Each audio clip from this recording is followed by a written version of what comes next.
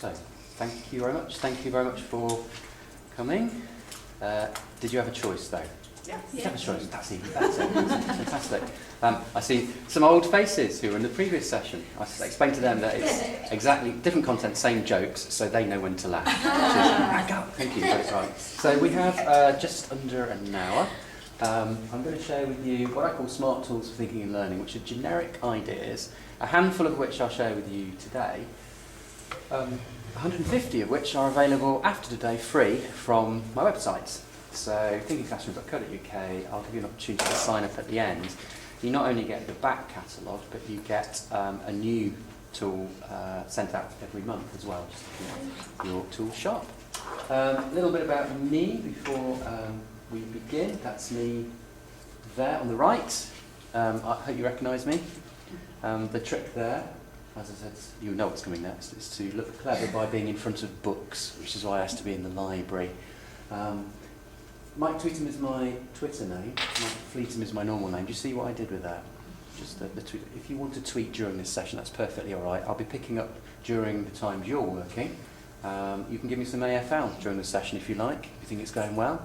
If you want a bit of air conditioning on, see if we can get that organised, all through Twitter. But feel free, keep your phones on and tweet if you wish. I won't bore you with an extensive life history. Two things to say though. My best-selling book is 45,127th on Amazon. My worst-selling book is still 4 millionth most popular, which is not very good at all. And I do still teach. I spent 9 years in chair-throwing schools in Portsmouth. Lovely schools, emotionally challenged but highly likeable and motivated children.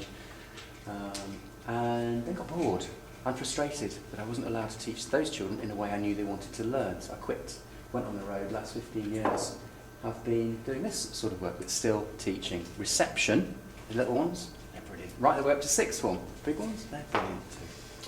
So that's me, and Thinking Classroom is where all the free stuff is. Do you know, I probably need to stand over there if that video is going to capture anything, don't I? Because at the moment it's just got an off-camera sound and a picture of history today, I think. Eyes are enemies. So, those are the books what I wrote. Anyone read any of those? No. That explains the numbers, doesn't it? Have you given this in the library free? So, Have you given them to us? Yeah. I'll give you the covers. That's the least selling one, 4 millionth most popular. It's strange, it's a long cover. Okay, so let's just start, I guess. Here is an activity which I've used this with nursery, I've used it with sixth form, I've used it with everything in between. With the right resource, it can be a very powerful hook. You've probably used Sim before. Basically, every time I click, a square disappears and more of the image is revealed. It's not just any old image though, it's related to our first activity. So hopefully seamlessly putting the learning right the way through. So I'll give you a little bit of a clue. Any ideas particularly? Any thoughts? Cloud. Not a lot to go on, but that's a great for visuals. Let's keep going. Just call out if you think you know what this might be. Our brains, our brains. Grey matter, right, clouds, grey matter.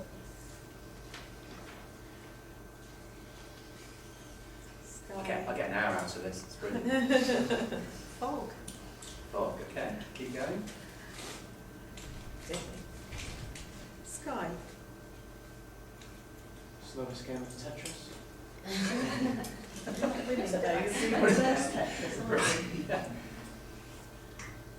I'm going to stop and give you 15 seconds with a partner to discuss what it might be. Go. Lowry. Oh my goodness.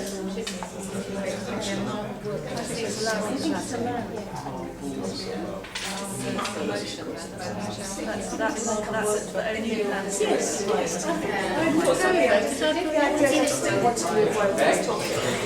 Five, 4, 3, 2, 1, and 0. Thank you very much. Any new revised thoughts about what it might be? Painting of a photo. I've gone for Lowry, but on the painting thing. Isn't that amazing? That little 15 seconds really drilled down into alternatives. Let's keep going. got your attention, hasn't it? Likewise in class as well. It's a really good start, especially if you've got that on automatic and it takes 3 minutes as the students arrive. They start wanting to turn on. So where are we going now with this? It's looking a bit more interesting.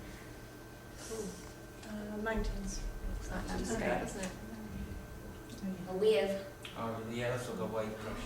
Oh, that's 2 people's hair, no? 3 people's hair. Angel Falls. Maybe some It looks surfing. like, yeah, that. No, it's definitely from Sky Bowl. Still going. Cliffs. Oh, somebody surfing. Guinea. Oh, Wave. Cliffs, is it? Wave, tsunami. Tsunami, yeah. You know, it's all away. And, ooh, That's me. I can't remember whether I'm allowed to show you that bit.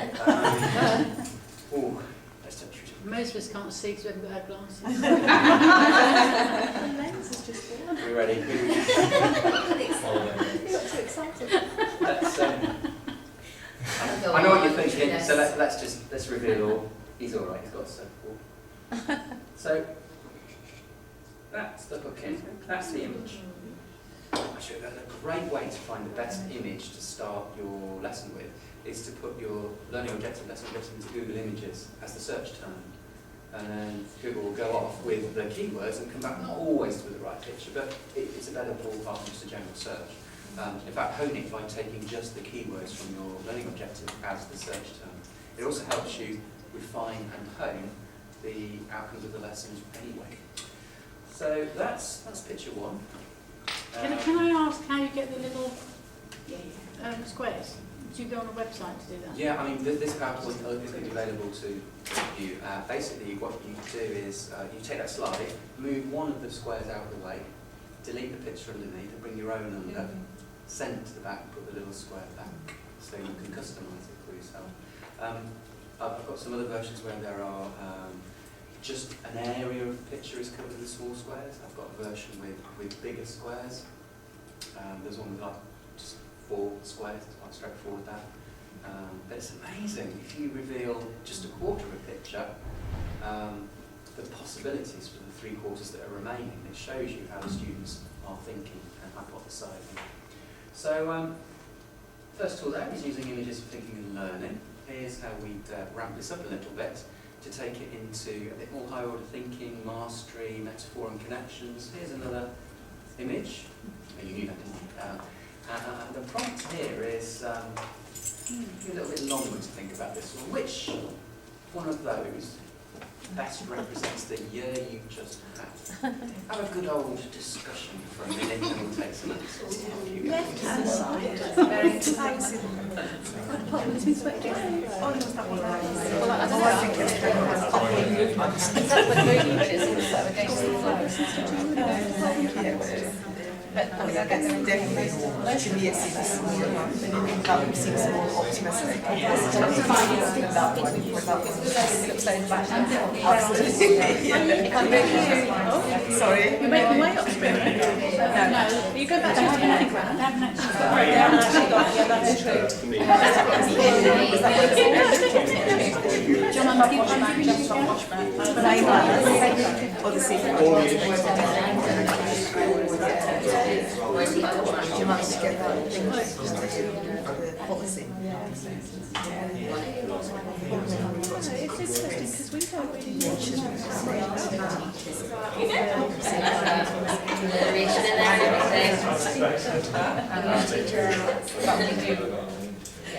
Okay, folks, hope that's time to do your metaphor thing. First of all, let's just do a quick overview. Raise your hand if it was the picture on the left that most represented your year. Thank you. And the picture on the right, and you couldn't yet decide. Maybe a bit of both of them. Maybe a different picture. Any thoughts you'd like to share about what you chose and why? So. Scratching your ear. He's got lots of things at auctions when he didn't mean to.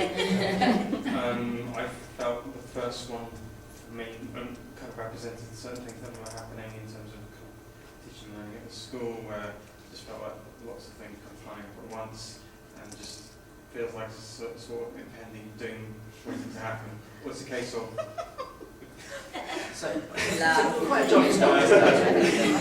Well, it's either impending, it's a case of the fact that the man's kind of still walking, and you can kind of see what's kind of approaching him, and either you kind of sink or swim. Sure. I feel that's kind of more me at the moment in terms of it will come and either I'll be solid as a rock or get washed away with it, but that feels still impending. That's a quite significant meaning, especially obviously using your hands to fully describe it there. Thank you so much for a clear description.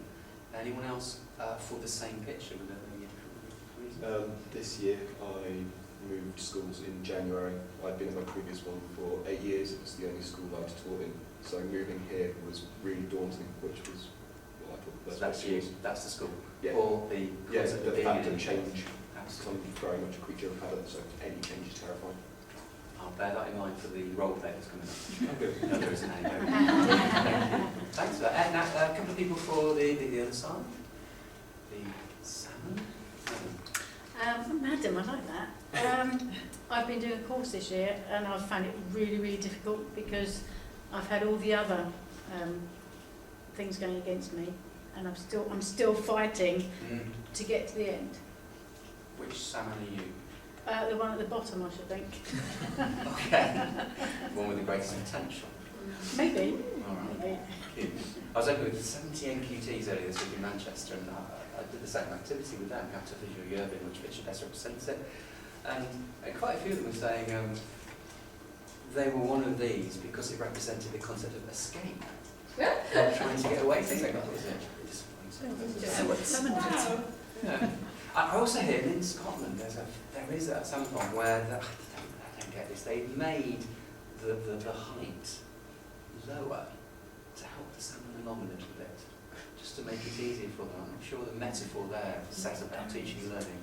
Yeah, I went for the right-hand one because, like, just coincidentally, there are 4 members of our senior leadership team.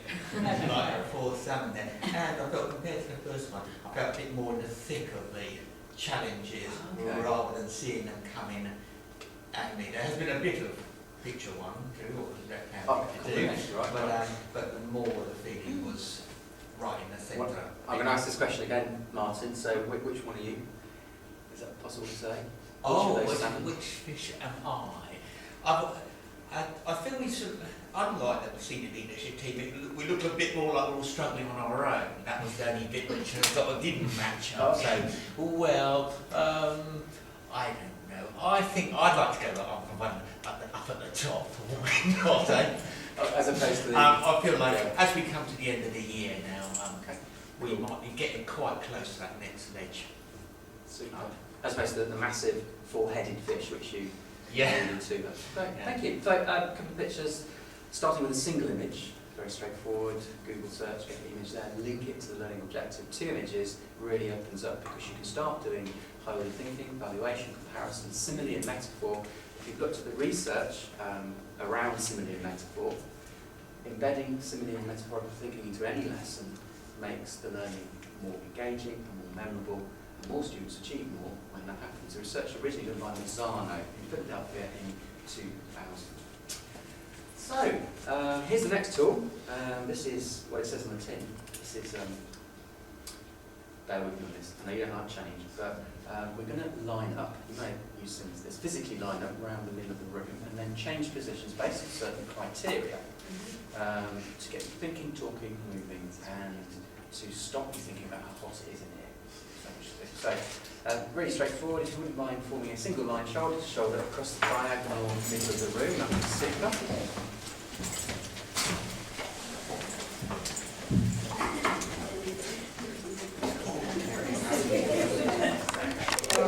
I don't know whether that needs to. Shoulder to shoulder, that's right. Yeah, we were in English. So I'll be totally honest, the first time I did this, 16 years ago, it's not my cup of tea learning like this. I thought it's really wonderful. So I'm with you if it's not your cup of tea, but see how it feels, because it's not every student's cup of tea, but at least it's something you teach you talk. Thank you so much for doing the line. I work sometimes with nursery and reception, and and year 1, year 2, that's a week's work.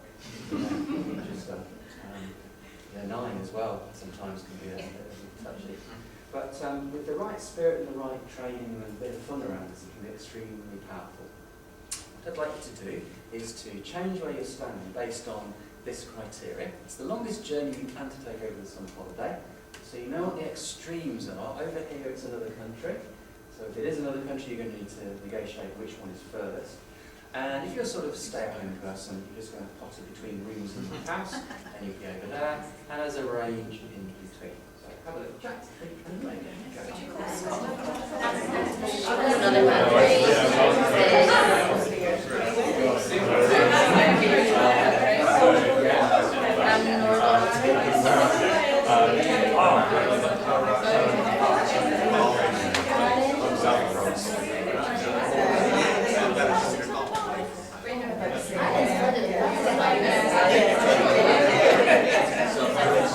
That's really good.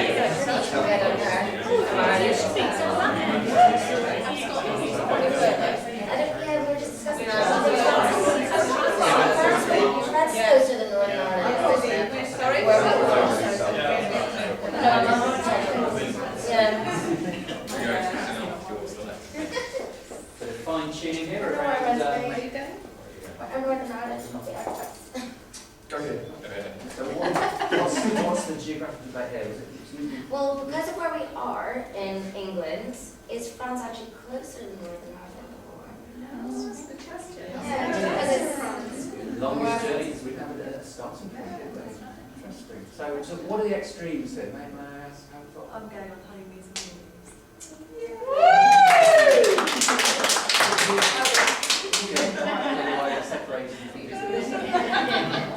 How quickly are we back into the UK? Scotland. And Northern Ireland is Australia. And then Cornwall. See, I'm happy to start playing on my car. So that's a good start. But do you know, to be honest, if any geography teachers, if you're teaching geography, I would now at this point I number you off 1, 2, 3, 1, 2, 3, 1, 2, 3. But all the 1s together, all the 2s together, all the 3s together, I would guarantee a mix of journey length around the group, rather than getting every single person on this table who's going on honeymoon to Maldives all together, or everyone's having a local holiday on this. I've mixed you up, so the conversation would have depth and richness because of your very experience. So that's the start. So let's do another one. This one, I'm going to remove your most reliable form of communication, i.e. talking. This is silent. Could you line up in order of your birth date, not age, month, day and month of birthday. No talking at all. So this sound here, plus a few footfalls is what we'll hear when you do it. I'm not even going to tell you when January is, because you're brilliant at this. So, complete silence.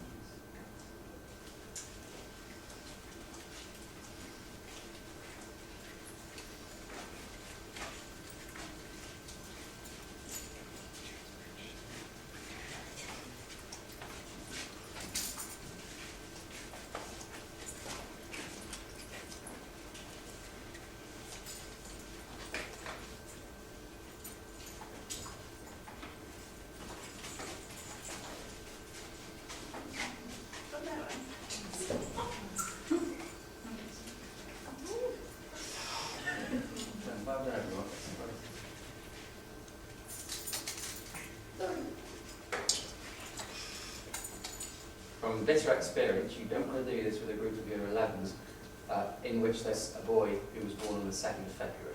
It's not working. But what was 1st of January for that matter? That can go terribly wrong. But what was brilliant now. I showed him when I was born. The thing is, you had a problem to solve there, removed the way you normally solve it, and nothing, you solved the problem. Instantly, he went like this. And within, it was about 10 seconds, everyone in the room, you have solved the problem. No one spoke, everyone learned that language quickly, and between you did an immense job of getting an accurate answer. Or is it, let's mark our work, January, February, March, April, May, June, July, August, October, December, so that's making it a way of doing it, a bit of a fun one there. Here's a more serious one. In fact, if you don't want to line up, you can actually get students to draw the line and mark where they are on it, and there's the space to do that. But actually a brilliant lineup, either mid-lesson, end of lesson, beginning of lesson, in fact, any time after they're in looking, is get the students to line up in order of how much they've learned so far. From really a lot so far, to could have learned more. The actual line and finish is not that important, but it's the discussions and debates, sometimes fights that the pupils get into over where they should be and why. You're causing them to discuss what they've learned. If you don't want to do that lineup, you can have the lesson objective at one end. I don't know whether you religiously get students to write it down or print it for them, however it works. If it's at one end and there's a line there, pause briefly throughout the lesson, ask pupils to mark where they think they are. That's an awesome one if Ofsted or anyone are monitoring books for evidence. There's perfect evidence there that pupils think they're making progress through a single lesson. Of course, you can initial your thoughts as to whether they are actually accurate. But that's a sort of take on this. Another one is you could actually point, so have an imaginary line, and from the seat point to where you would be on the line. In fact, I'd just like to have you do this one. Let's imagine that line is extended either side of the red over here. So over that side is this year in school has been really tough. Over there it's been really straightforward. So from where you are, just point to where you'd be. So that's really tough year, really easy year, and then there's Oh, Darren, you're out the window. Where's what?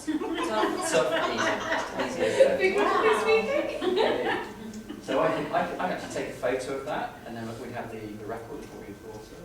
And a final one for you. There's lots of variations on the lineup. The vaguer the prompt is, the more thinking happens, opinions, ideas. But this one, it's just a little bit about how you might engage with the smart thinking tools we're learning. Could you please stand in a place that represents your preferred but feel shape?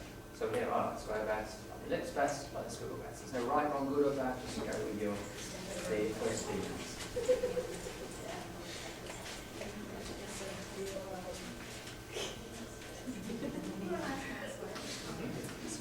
So you may have, since I'm not sure how this would stand up to Philippa's accepting standards of process-based research.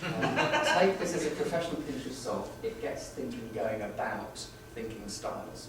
I think this is Susan Dellinger's work on psychogeometrics. How peer-reviewed it is, I don't know, I'll be honest about that, but it does give you a hook into diversity. For example, square type thinkers, allegedly your preference when working in a group is lists, structure, targets, organisation, needing to know where things are and why they're happening, which is absolutely essential for a group to succeed. You're going to be demanding in it, because everyone needs that. Elliptical type thinkers, you chose that. Your focus in a group, your thinking style, it may still have the organisation, but yours is probably more around people. So in a group, you are sort of aware of who hasn't contributed yet, and you're sensitive to how to get them involved. Not saying you don't have that skill, and not saying you don't have that, but the chances are in a group that's your strength. Who chose the squiggle? Well done for getting here. Amazing, isn't it? Because there were so many options. Sorry about that, decisions, but squiggle type thinkers, creative, big picture, holistic, have the ideas. You're essential in a group. You're essential in a group. You're essential in a group. Because if you have all square type thinkers together in a group, what happens? They all want to structure it, but no one's got so much, they've got so much input. It all finishes, but not as much blare and dazzle as it could have. How about all ellipses in a group? Yeah, lots of talking. I think it's brilliant, nothing happens. Squiggles together? We don't keep to the point. Yeah, loads of paper mache. It doesn't matter what activity it is, it's always paper mache. Which is why in diversity is your strength. So, there we've got lineups with visual starters, visual thinking, and we've got lineups as a second smart tool. Doesn't need any preparation, just a prompt. What I'd like you to do is to either go back to where you were sitting with enhanced knowledge of who you're sitting next to, or if you want to, you can regroup so you have a nice mix of styles. Totally up to you.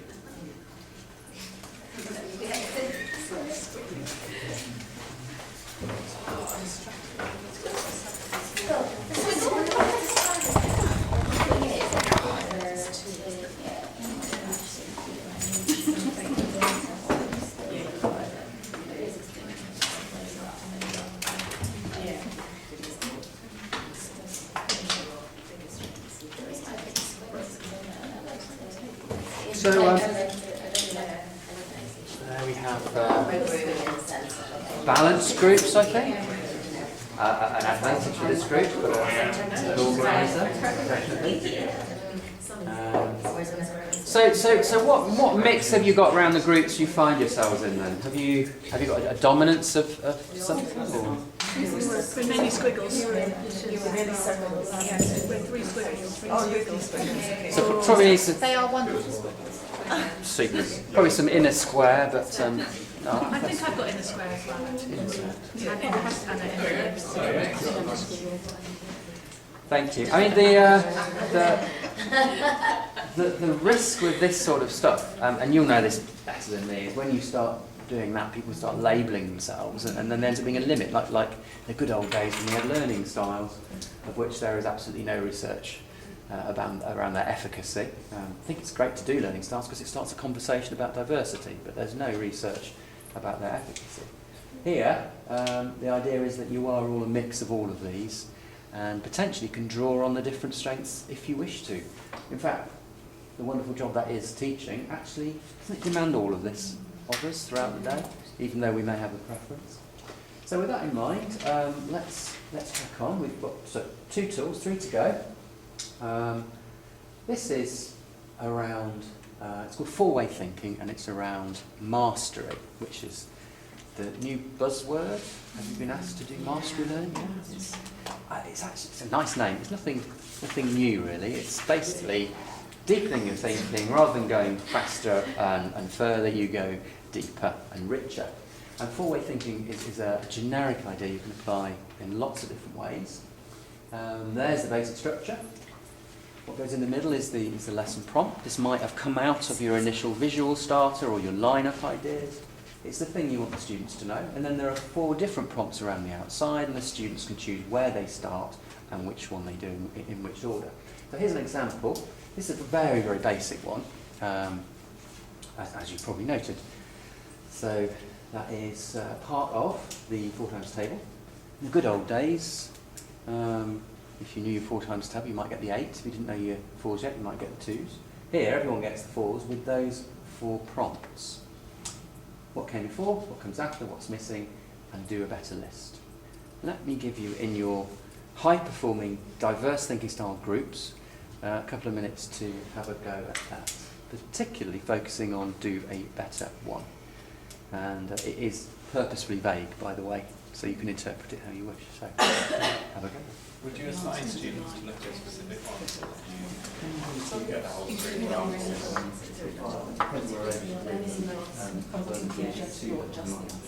Or you could just do that plus the answers. That would give you a more comprehensive.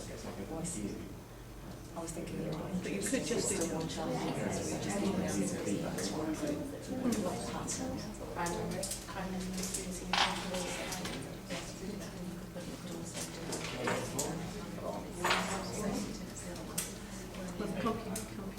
computational. So you've got the reverse. Doesn't it still get redefined if we do a better list? I've never done this before. It's missing. It's missing. So we do a better list and we define this changes. Sorry, the 8. Or, I mean, only the even as well. So all the answers are so the pattern. That's a lot of ones. Yeah. That's different, isn't it? I know. Yeah.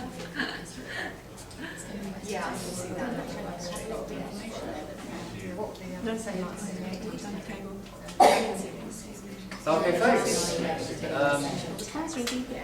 I can see the evaluations already. We all got better at 4 times table. Any thoughts about any of those responses?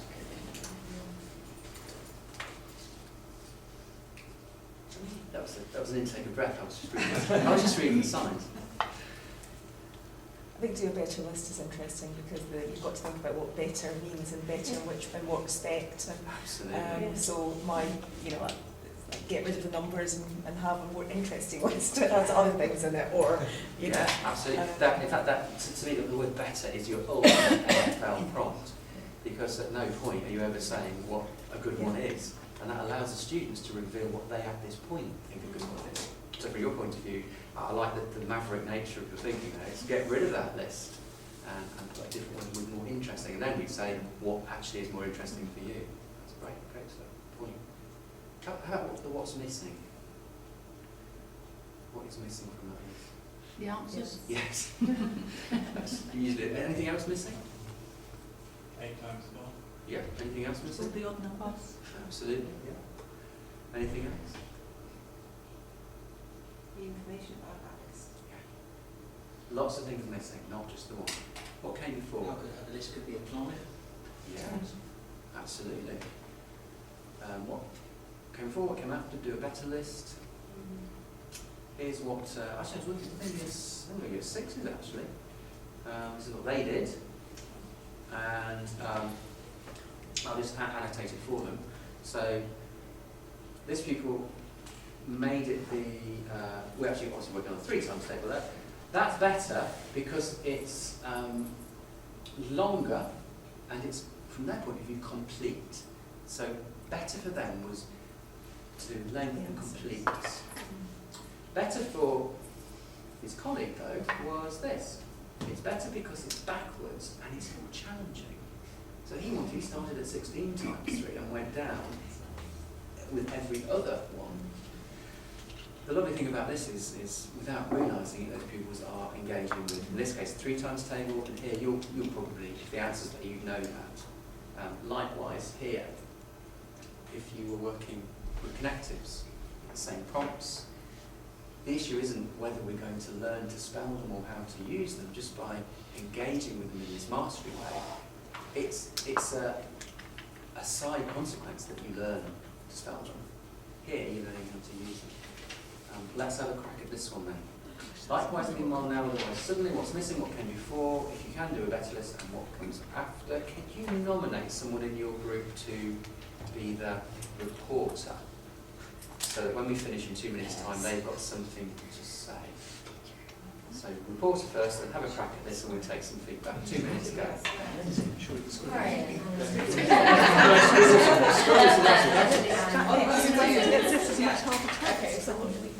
Well organised.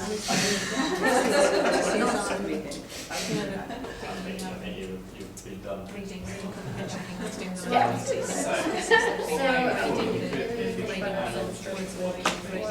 strength of communication. It's the same thing, isn't it, really? What comes after? If we also give it so if you're Before would be before. Whereas like before. Is there anyone asking? Well, I don't know, but they're asking what they can. What can you before you can decide something before you've got to decide some hierarchy. That's irrelevant. So You could say what came before after these words. If you looked at it grammatically, it would be there would have to be an idea, there would have to be a clause.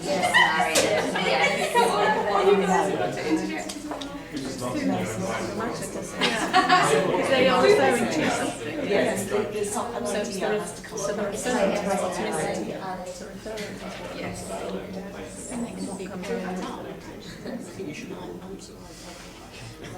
sort of waited until the last moment to bring it, but yeah. Do a better list. Maybe Well, they're all things that one apart from them. They're all things that link to events, aren't they? Well, they're time connectives, aren't they? Likewise. So maybe No, I'm just saying sort of that lightweight. now and suddenly. No, it's not. Actually, that works quite nicely. If you look at now, No, you can actually look back and see what's next. And now. that's the likewise. And then Currently, yeah, so more academic style. Half a minute, folks. Half a minute. It's this one this one next to me, this kind of question. Because it's too good. so again, it's the criteria, isn't it? Simultaneously, so for example, words like simultaneously. First order connectives, right? Yeah. Sorts of things. Good. It's missing something. Well, having a greater range, like you were just saying, what's missing is having a greater range so everyone's accessing it. Or some kind of 10 seconds. Types of language. So it's so Okay, thank dependent you, on everybody. context, isn't it? And Did we- you do that nominating the reporter thing? That's the place I was putting. Okay, I'm just interested in one or two thoughts about maybe the answers. Is that the reporter? Okay. Okay. What do we get? The starting point was first of all looking at the connectives that were there and thinking that they were quite illogical as a list, because you had likewise and otherwise, which are comparison connectives, and the other three were all to do with time, and they didn't initially make any kind of sense. And then, which of you was it that focused on now? You could then work backwards from now. You could easily link to meanwhile and likewise, and also you could do the same between now and otherwise and suddenly. So from all our discussion, we were looking at things like what's missing is the whole purpose of those connectives. Why are they there? What's the criteria for the task in question? We had here also it depends on what your student base is if you're thinking about it for teaching. So for example, sorry, I've forgotten your name, Martin was saying that for year 6 it could well be that these have come from sentences either modelled by the teacher or sentences the children have used, and it's about looking at how they've used the connectives. So it all kind of goes back to really what's the point of the before you go there. Thank you. That makes sense. Yeah, it is, and simply by having the content and the prompts, you've been engaged with connectives Yes. in a high order way for 2 minutes. So Yeah. they're in your ken now. There's a chance that you'll use them. They're ready to be used. This group, do you think? One of the things we thought was missing was register. So when you might use them, would it be more in the written form or the spoken form? Would it be kind of more formal technical language, or would it be quite informal? We talked about what came before and the idea that these two things link to ideas in most cases, so you wouldn't have it just at the start of something. It was something else would have to come before for that to then make sense, and then be followed by more information. Absolutely. And better list would be a list with more information about each of the words and how to use it, and perhaps even a longer list just to give some alternatives. So again, you defined better as in longer and more defined. Yeah, super. Thank you. And finally? We said that before it could be like things like conjunctions, like and or and so on, so like more basic kind of format of sentence construction. The missing simply other connectives or the rest of context as Mary said, like what the meaning of the list is. For a better list, we're thinking maybe like more academic terms for each one, so like you could have synonyms of each of them, so instead of likewise it has similarly, and so now you have currently. Sure. And what comes after would be either more connectives or the rest of the actual sentences. Yeah, that's great. Equally valuable, but very different responses. In each case, you've engaged with that core content that I want you to be using in your next piece of writing, but you've addressed it in a mastery way, I will way. So thank you for that. In terms of classroom environment, say for example you can obviously have about festivals, etc. Would you feed back from every single group in that context, or would you ask, say for example, one group just to feedback or do a better list, or how would you get it back with, or would you even do it? It would be, I mean, various structures depending on how, if you have a collaborative classroom set up, the structures are already there. I would maybe have nominated the reporter to feedback on one of those of their choice, and they have 15 seconds to do it, and it'll be on a timer, so very structured. Or I may have just the reporters stand up and do that to reporters stand up in pairs and work with each other. Or just take a sample based on what I knew of the facts, like target various groups and individuals. But it will up to my relationship with that particular group, how I did it. I'm just thinking in terms of like the learning, obviously the learning process in this circumstance is the actual discussion itself, and the feedback is almost like superfluous in terms of like the actual, it's just you being able to make sure that it has happened, which is obviously important. But it's one way to get that is if this is on a flip chart paper and your groups of 4, and you've actually tasked and differentiated it so each student is answering one of those and writing on it. You've got group collaboration but individual accountability for the writing. So that could be your reporting. This is just another example. This is where the students actually took the activity over from what I intended.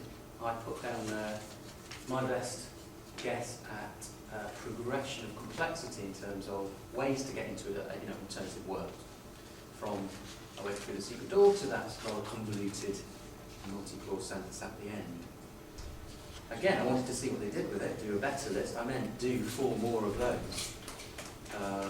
What came before, what my intention there was they did a shorter, less complex sentence than that could still start the process to go into a different world, etc. What they did was this. They decided to combine all of the material there, add their own connections into the ultimate paragraph. So they ignored the instructions and used the material as they wanted to, which I was very pleased to see. I love it when the students take your idea and make it their own. How specific did you say the instructions were? Did you say, for example, that with these are how to get into a magical world, etc., or did you just go off and go? Off you go. So, okay, right. It was clear. So I think what they were, so as a guest teacher in the school, I think they were bringing their most recent learning about probably constructing paragraphs to this activity. Sorry, on that point actually, because this is what you can tell we're both English, can't you? It's quite interesting actually. A couple of ideas. One in terms of feeding back.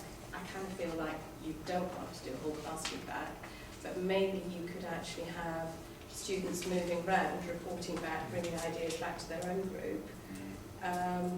Maybe that would work better. What I like about this is we are constantly told to make the students independent, and they do tend to be quite needy often. And this makes them do the investigations, not makes them, that sounds cruel, but it kind of engages them sufficiently that they do want to do the investigation themselves. And I'm hopeful, actually, even if you spend, I could actually see half a lesson or more dedicated to this, and they would probably learn far more from that than a didactic approach. I think my unresearched yet growing anecdotal experience of this is you're absolutely right. And if you trace back what you have to do in this activity, you can link it into the actual research for effective pedagogy. The thing about independence is interesting because there's dependence, independence, and the phrase I'm playing around with at the moment is interdependence, which is your awareness of whether you need to be dependent or independent. So in terms of your second question, what instructions did I give them? I assumed independence and allowed them to do it. Maybe with hindsight, I should have been more interdependent with them and given them some scaffolding and some structure the first time I did it. But then I probably wouldn't have got this. I'd have insisted, no, I don't want you to do that yet. I'd like you to actually do a simpler sentence for me. But yes, potentially this causes independence but doesn't compromise the learning. Here's another one. It could be a visual prompt. This is a call back to the beginning when we did visual thinking. This could be actually an object or music. It could be a phrase. It could be the actual content that you want to work on that lesson. This is a way to engage with it. And then, of course, you can really exploit this by changing the prompts around the outside. So not first, last, what came before, what comes after, what's missing, do a better one. you can have your own prompts. And the ultimate is getting students to create these prompts for each other based on content. As I say, this PowerPoint is available to you, so you can take it, adapt it, to do what you wish with it. So that's four-way thinking. Anyone recognise where that is? Some sort of cathedral. It's a cathedral. It's the garage. Spot on, yeah, Barcelona. Went there a couple of months ago. Astounding place. Did that with a school, and what they started doing was this, got a display out of it. So, a single feature, a better one, what else is there, a worse one? A single feature, so they focused in on this and put it there. But then you had to have a single feature of that, a worse one, and a better one. And this became an emergent display. So you were stacking up these thinking processes next to each other. That's quite a nice interpretation that someone took the idea and made it their own. So let's how are we doing? 5? That's only 3. We're running out of time. Oof. We're not going to do this one. This is real mastery. Archway thinking or arch thinking. All you have to do is fill in A, B, C, D and E. It's deceptively complicated. One way to start it is to actually put in some words there, keywords from your topic, and challenge the students to say, does it work? Is the one I put in there opposite to that, and at the same time more lively, more dangerous, whatever? Is it actually that? Is it better than? And you get into some very complicated logical manipulation of key concepts, all the while engaging with it and learning it implicitly. Simple version is, you've got those prompts, and then you can change them. Any media teachers? So the representation of the minds, the polls, that sort of language can be used to put your media terms in there. So on the PowerPoint, you can just basically pick the ones you want and drag them into that concept. This is how we usually start, though. I was working with some 4-year-olds a couple of weeks ago on this, because the idea was if they can do the basics of this, then by the time they get to year 6 up into secondary, they've got that style of thinking. And we only focused on this. Just that is like 10 4-year-olds sitting in a circle, each holding a cuddly animal, teacher holding their own cuddly animal, challenge to find similarities. So teacher's holding a pink furry pony. First child's got a pink furry pig. Is there anything the same? Is this like this? So they're both pink, and the child says no. The teacher says, what colour is my pony? Pink. What colour is your pig? Pink. Is there anything the same? No. It's you're glad you work in secondary, aren't you? You're mainly secondary, yeah. Okay. But we were thinking about that, and so that child was actually out-thought us because, on reflection, it was a different pink. And it was a different texture, and we reckoned they had actually undermined what we were saying. They got the right answer, and we hadn't realised it. Reason being, because we Iris Connect it. You been to the Iris Connect talk? It was a live observation, so we had the recording of this session. We went back over it. So that's arch thinking. Very quickly. So have we to finish at past? I think we're going on to... Is everyone in here going to lunch next? Yes.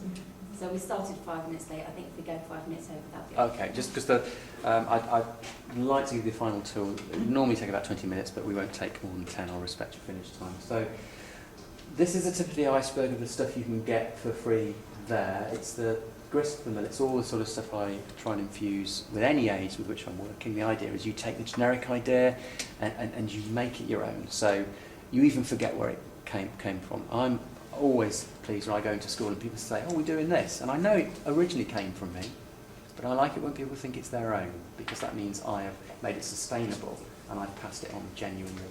The last thing you want is schools to be dependent on externals like me. You need to take the ideas and make them your own. So the final one is, it's a bit more lengthy, and it will potentially address, I think, the challenge you were thinking about in terms of individual accountability in groups. what I'd like you to do actually is, we'll start it, we don't have time to finish it, but the idea is in the groups you're in at the moment, we're all going to write on a piece of flip chart paper at the same time. So could one person in your group come and get a piece of flip chart paper from over there, a pen from here, and set up the piece of flip chart paper as it shows on the screen, such that everybody has their space around the outside.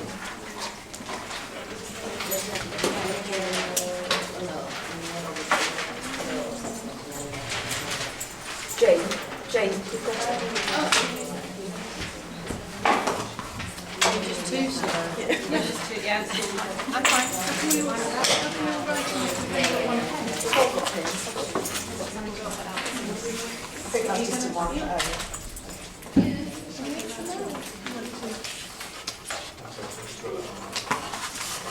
Just giving everybody else.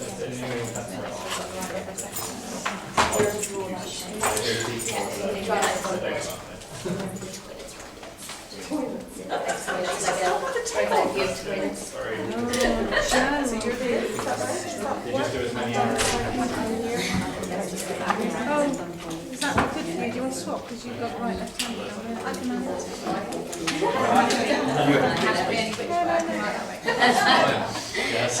Welcome here.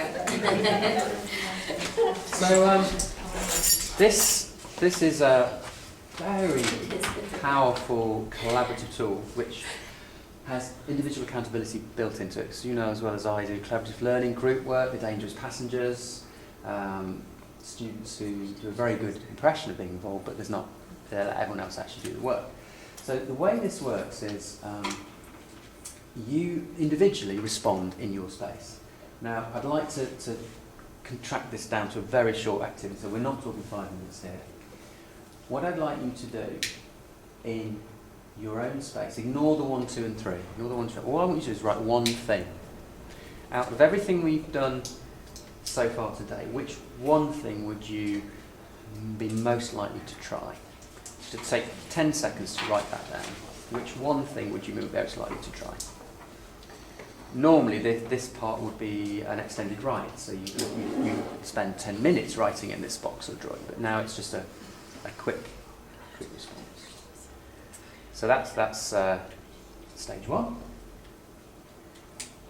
Stage 2 is a sweep. Again, it won't take 6 minutes, it'll probably take 12 seconds. You go around the group with no interruptions, comments or questions, where everybody feeds back about what they've written or drawn in the centre. If, however, you do have any questions or comments about what you hear your colleagues say, then they go in this here.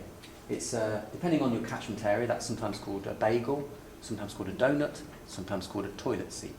It just depends on your catchment area, really. You choose what works for you. It won't be 6 minutes, it'll be a minute. Sweep round. When you've finished, if there is anything in the donut that you've noted down, speak about it. This is going to be really quick, so sweep round, go. Are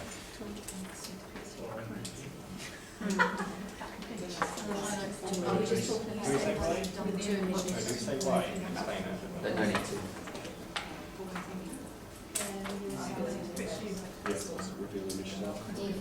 I think the toilet seat is if we did something like that. Using the projector so students can mark where Why did you I think it's all right with your teacher. I was thinking about how we did a kind of dump piece of activity and like to the classroom to and so the archery tool would work quite good in looking at different items in the house.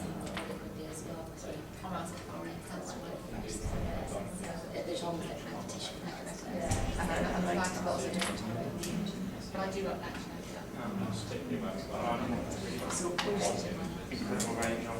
So what was so we going around and posting and then comment if you want to make, or you have to respond in order.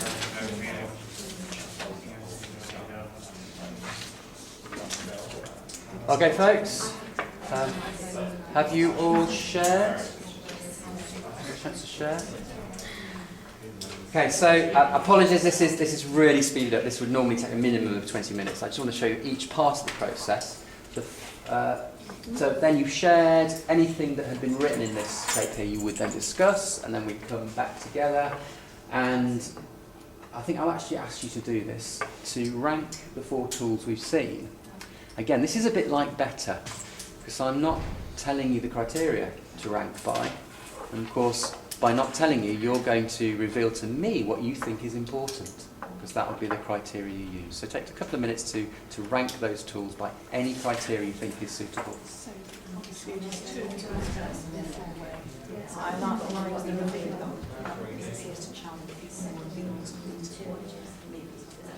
That's the same thing. And use flexible. But the idea is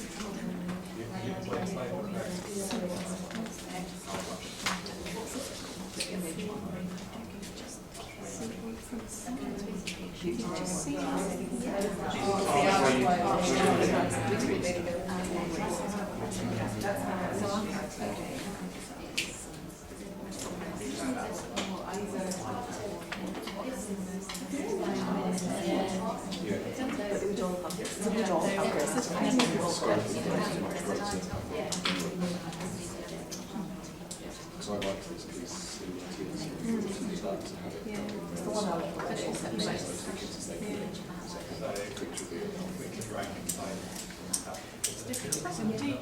So much is practical. So yes, it's quite useful.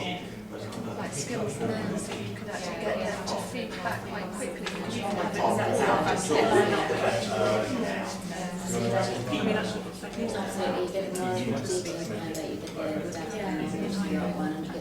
Used it for so many things. Social skills are used for just intentional as well. The combination, and it does it, so you could use it just lots of different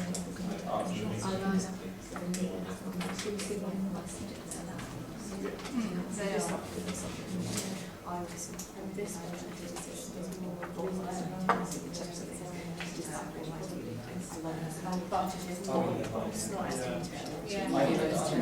it's a really good start. You could stand up yeah, so it's just to, something like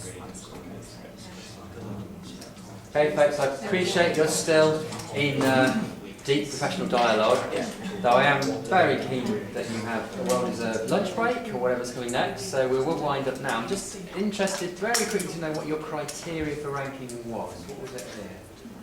We went through a lot of different things. We initially started with like popularities and we went for what, and then thinking how popular that would be in terms of how the students would react to it as well.